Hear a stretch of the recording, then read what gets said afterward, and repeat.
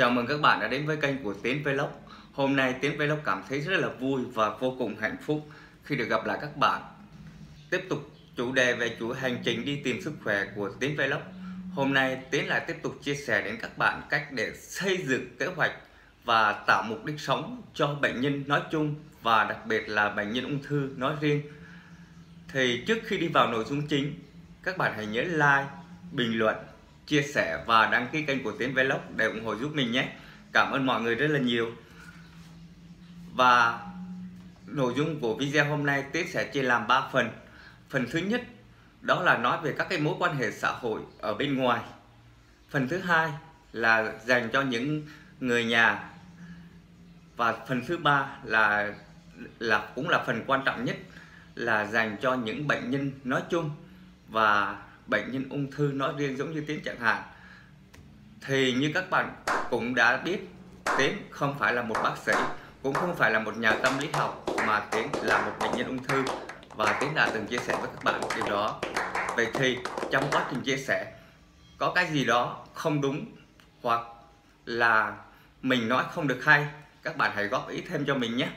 Cảm ơn mọi người rất là nhiều. Thứ nhất, đối với mối quan hệ xã hội ở bên ngoài, những bạn bè, đồng nghiệp, gọi là những mối quan hệ mà không thân thiết lắm với mình đấy, thì trong quá trình tiếp xúc họ sẽ có những lời nói sẽ làm tổn thương đến bạn đấy. Vậy thì những mối quan hệ này họ có giúp ích gì cho mình được hay không? Thì theo như bản thân Tiến, đối với những cái mối quan hệ xã hội này, nếu các bạn không cho người ta được những cái lời góp ý, những cái lời động viên để tạo thêm động lực cho người ta, thì các bạn cũng đừng nên bàn tán, mỉa mai, trêu chọc về cái căn bệnh của những người giống như bản thân Tiến đang mắc phải. Bởi vì những người ta mang bệnh, và đặc biệt là căn bệnh ung thư giống như Tiến, họ đã chịu rất là nhiều áp lực. Vậy thì các bạn cũng đừng nên đem cái ngoại hình của người ta ra để lấy làm trò vui tiêu khiển cho mình. Tiến lấy ví dụ, ngay bản thân Tiến đã từng gặp rất là nhiều lần. Ví dụ như mình đi khám ở một phòng khám nào đó, người ta khi nghe biết là mình là một bệnh nhân ung thư, người ta ngồi xì xào, người ta bàn tán, mặc dù mình không biết nội dung của họ nói về những gì. Tuy nhiên nó vô tình làm ảnh hưởng đến tâm lý của người bệnh. Và có một ví dụ nữa mà Tiến cũng đã từng gặp qua, đó là có một người ta đã nói với mình như thế này. Cái giai đoạn đó thì là Tiến đang điều trị, và hiện tại bây giờ cũng đang điều trị. Nhưng mà cái giai đoạn đó thì tóc của Tiến nó bị rụng hết, và cái chân mày này nó cũng rụng hết luôn. Bây giờ thì nó mới lên được một số nhưng mà cũng đang còn lơ thơ lắm. Thì cái người đó, người ta mới nói với mình như thế này: nhìn cái mặt mày gớm quá Tiến à,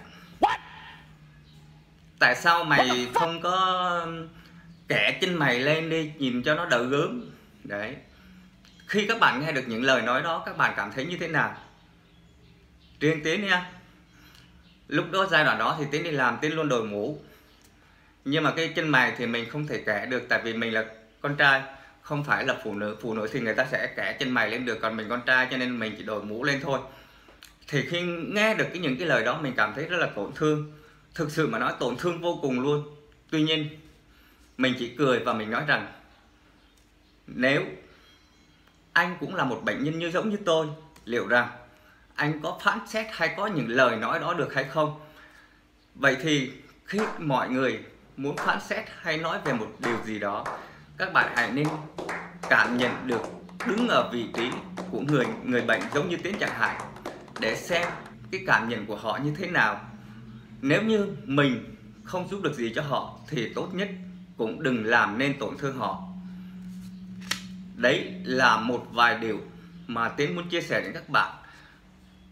Đối với những lời góp ý, đừng đem ngoại hình của người khác ra để làm trò đùa, trò tiêu khiển cho mình. Và cũng đừng nên làm tổn thương đến họ. Thứ hai là đối với người thân, người nhà của bệnh nhân. thì đối với người thân, người nhà của bệnh nhân, người ta sẽ như thế nào? Thứ nhất, trên quan điểm của Tiến và Tiến cảm nhận được từ những người thân của mình, thì người nhà của bệnh nhân trước tiên hãy biết chấp nhận sự thật. Có nghĩa rằng mình phải biết rằng người nhà của mình đang bị bệnh và biết chấp nhận cái điều đó. Để làm gì? Để giữ cho tinh thần của mình được thoải mái, để cho những người bệnh, người ta cũng cảm thấy được rằng người nhà của mình cũng đang thoải mái và không bị chịu áp lực nhiều. Có như vậy thì người nhà mới góp được thêm, tạo thêm cái động lực cho người bệnh. Chứ nếu như người nhà cũng ù rũ thì người bệnh người ta cũng xuống tinh thần theo. Đó là một điều tất yếu. Thì Tiến sẽ chia sẻ đến các bạn một số cái trường hợp mà Tiến đã từng gặp qua.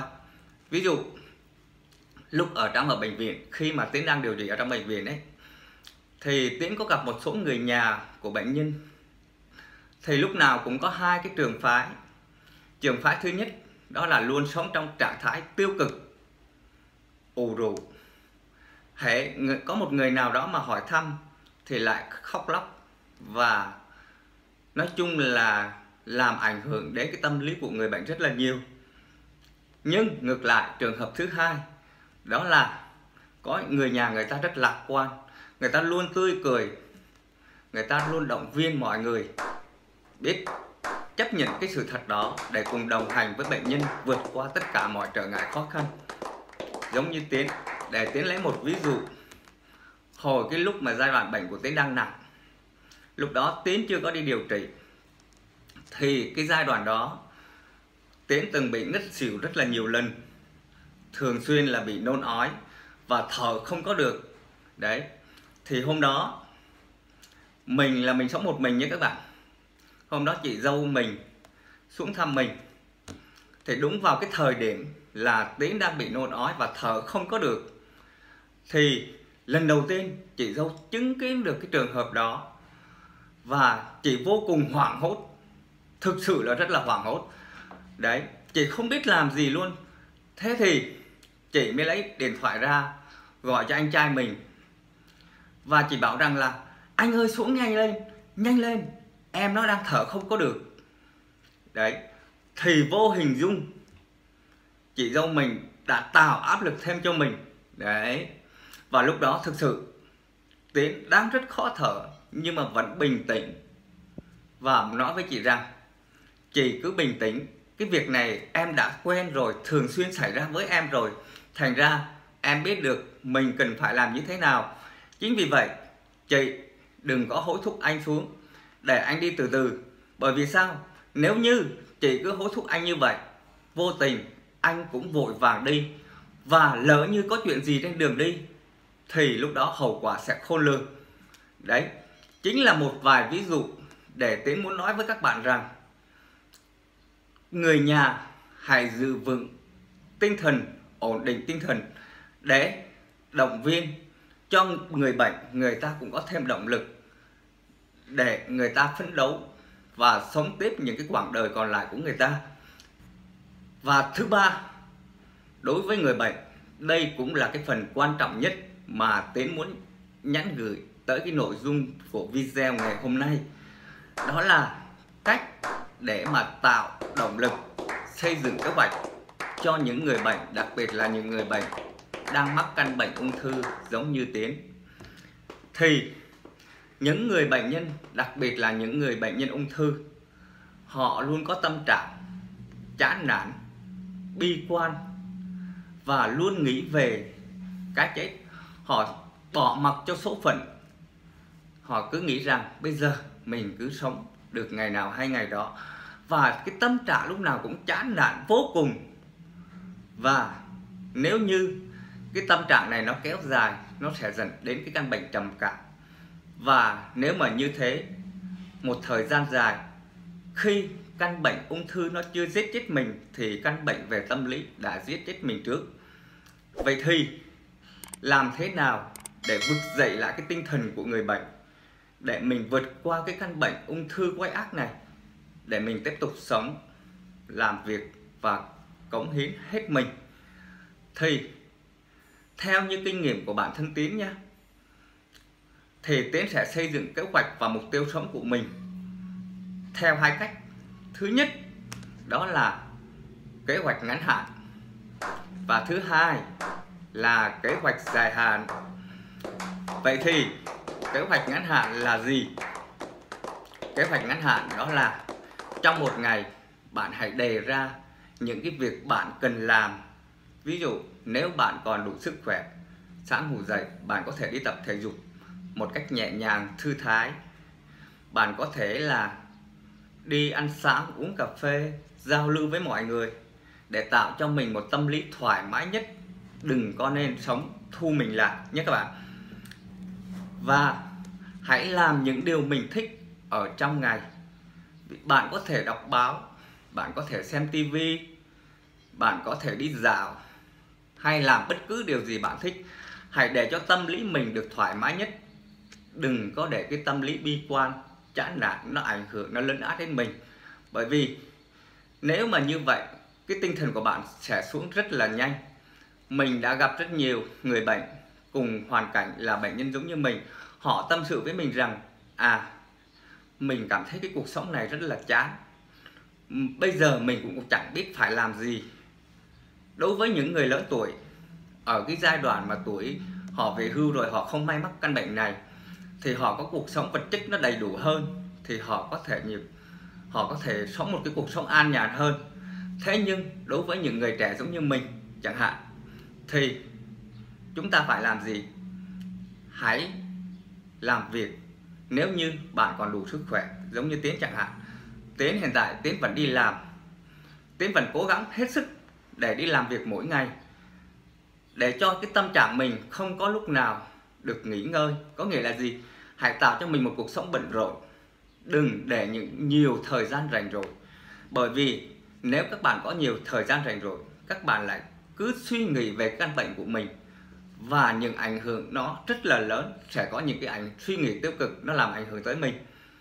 Chính vì vậy mà Tiến luôn làm cho mình bận rộn tới mức có thể. Có nghĩa là hàng ngày ngoài cái thời gian đi làm ra, Tiến còn làm những việc khác. Ví dụ như bây giờ Tiến đang chia sẻ đến với các bạn chẳng hạn, hoặc là Tiến có thể là xem phim, đọc sách cũng là một sở thích của Tiến, hoặc là lướt Face rồi đọc báo để tìm hiểu tin tức hàng ngày.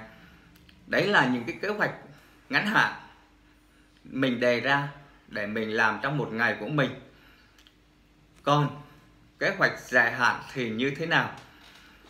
Đối với những người ta trẻ khỏe nhé các bạn, thì người ta có thể đề ra cái mục tiêu, cái kế hoạch của họ có thể là kế hoạch 5 năm, 10 năm. Nhưng đối với những bệnh nhân giống như mình chẳng hạn, thì mình có thể là đề ra kế hoạch ngắn hạn hơn một chút, chẳng hạn như là kế hoạch 1 năm, 2 năm hoặc là 3 năm chẳng hạn. Và nếu như bạn có thể đề ra kế hoạch 5 năm chẳng hạn. Đấy. Ví dụ như Tiến nhé, cái lúc mà Tiến phát bệnh là biết bệnh là lúc năm 2016, cuối năm 2016. Thì lúc đó là Tiến không có đi điều trị bằng Tây y, mà Tiến về nhà Tiến điều trị bằng Đông y, các bài thuốc nam. Thì như Tiến đã chia sẻ rồi đấy. Nhưng Tiến vẫn có một kế hoạch để đề ra cho mình, chứ không phải là Tiến buông xuôi nha các bạn. Đấy, tại thời điểm đó Tiến cũng không buông xuôi, và đến tận bây giờ Tiến vẫn đang đi điều trị và Tiến cũng không buông xuôi. Thì thời điểm đó là vào năm 2017, Tiến đã đề ra mục tiêu và kế hoạch cho mình. Có nghĩa lúc đó Tiến đề ra kế hoạch là 3 năm Tiến phải làm được. Thời giai đoạn đó Tiến đang còn ở trọ, và Tiến muốn cất một ngôi nhà cho mình để mình ở, để mình có thể yên tâm trong quá trình mình điều trị bệnh và mình đi làm, để không phải lo lắng về vấn đề chỗ ăn nghỉ của mình nữa. Giai đoạn đó Tiến cũng không hề có tiền, mà lại đang mắc căn bệnh, mà căn bệnh ung thư này thì nhiều người ta nghe tới người ta đã thấy sợ, đúng không các bạn? Thế nhưng Tiến vẫn đề ra kế hoạch là Tiến phải cất được nhà để Tiến ở. Và mục tiêu của mình là phấn đấu sau 3 năm mình có thể trả hết nợ. Đấy là kế hoạch mình đặt ra. Tuy nhiên, như các bạn cũng biết, những người bệnh như mình thì sức khỏe nó không được tốt. Chính vì vậy trong quá trình mà thực hiện kế hoạch nó sẽ có những lúc bị gián đoạn. Nhưng các bạn cứ mặc kệ nó đi, nó cứ gián đoạn thì cứ cho nó gián đoạn, và xong cái giai đoạn đó mình lại tiếp tục thực hiện nó. Giống như Tiến năm 2017, Tiến đã cất được ngôi nhà của mình, mặc dù không có tiền nhưng mà được sự ủng hộ từ người nhà, anh em, bạn bè, đồng nghiệp đã giúp cho mình có một khoản tiền để mình có thể cất được ngôi nhà. Và năm 2017 mình đã hoàn thiện được một ngôi nhà nho nhỏ để có thể mình có chỗ ăn nghỉ sau mỗi giờ làm việc, để mình về nhà mình có thể yên tâm, mình thư giãn và không bị ảnh hưởng bởi bất kỳ người nào. Và sau 3 năm, tức là nếu như 2017 kế hoạch của mình là dự tính của mình theo đúng dự tính thì cuối năm 2019 mình sẽ trả hết nợ. Đấy là kế hoạch của mình đặt ra như vậy. Tuy nhiên thì trong quá trình thực hiện kế hoạch mình lại phải đi điều trị bệnh, thành ra là cái nguồn kinh tế nó lại bị eo hẹp. Có những giai đoạn mình không thể đi làm thì mình không thể tích lũy được tiền để mình thanh toán cái khoản nợ nần đó. Nhưng có sao đâu, 2019 mình không hoàn thành được thì mình cứ dự tính tới năm 2020 hoặc xa hơn nữa. Hiện tại bây giờ Tiến vẫn chưa trả nợ xong. Đấy, nhưng mà nó chính là cái động lực để mình sống như các bạn. Mình có được mục đích sống của mình này. Ví dụ mình cố gắng phấn đấu đến thời điểm hết năm nay chẳng hạn, mình trả được hết nợ, vậy thì năm sau mình lại xây dựng một kế hoạch mới. Giống như Tiến luôn đặt ra rằng năm nay Tiến không trả được nợ thì năm sau mình sẽ cố gắng trả hết nợ, và sau đó mình sẽ lại tiếp tục xây dựng một kế hoạch dài hơn nữa. Chẳng hạn như là mình có thể là tích góp tiền bạc năm nay là 5 triệu hay 10 triệu chẳng hạn. Tại vì mình không có nhiều tiền, mình đi làm, sức khỏe của mình không tốt, mình đi làm lương của mình cũng không cao. Vậy thì mình chỉ cần đặt ra mục tiêu là năm nay mình tiết kiệm 5 triệu hay là 10 triệu, rồi năm sau nữa mình tiết kiệm được bao nhiêu tiền. Đấy, mình cứ đề ra mục tiêu như vậy để mình phấn đấu. Và nếu có mục tiêu để mình phấn đấu thì cái tâm lý của mình nó cũng sẽ khác hoàn toàn các bạn ạ. Nếu như các bạn không có mục tiêu, các bạn cứ bỏ mặc cho số phận, thôi kệ, cứ sống đại như vậy đi, được ngày nào hay ngày đấy. Tại sao như lại như vậy? Mình vẫn cứ sống, mình vẫn cứ làm việc nếu như bạn còn đủ điều kiện về sức khỏe. Còn nếu như bạn yếu quá thì Tiến không nói, còn vẫn còn làm việc được, vẫn còn đủ sức khỏe để mình đi làm, hãy cứ đi làm và đề ra mục tiêu cho mình để mình phấn đấu, để mình tiếp tục chiến đấu với căn bệnh quái ác mà mình đang gặp phải, giống như bản thân Tiến bây giờ. Thì đấy là một vài điều mà Tiến muốn chia sẻ đến các bạn, cái cách để tạo nguồn động lực xây dựng kế hoạch cho những người bệnh, đặc biệt là những người bệnh nhân ung thư giống như Tiến chẳng hạn, để các bạn có thêm một chút động lực nào đấy, giúp cho các bạn có thêm tinh thần để chiến đấu. Và giống như Tiến luôn có một phương châm sống, đó là hãy sống như hoa hướng dương, luôn hướng về ánh mặt trời. Đấy là toàn bộ nội dung mà Tiến muốn chia sẻ đến các bạn trong ngày hôm nay. Nếu các bạn thấy video này hay, hữu ích, các bạn hãy nhớ cho mình một like, một bình luận, một chia sẻ và một đăng ký kênh để ủng hộ và tạo động lực thêm cho mình nhé. Cảm ơn mọi người rất là nhiều. Hẹn gặp lại mọi người ở những video tiếp theo.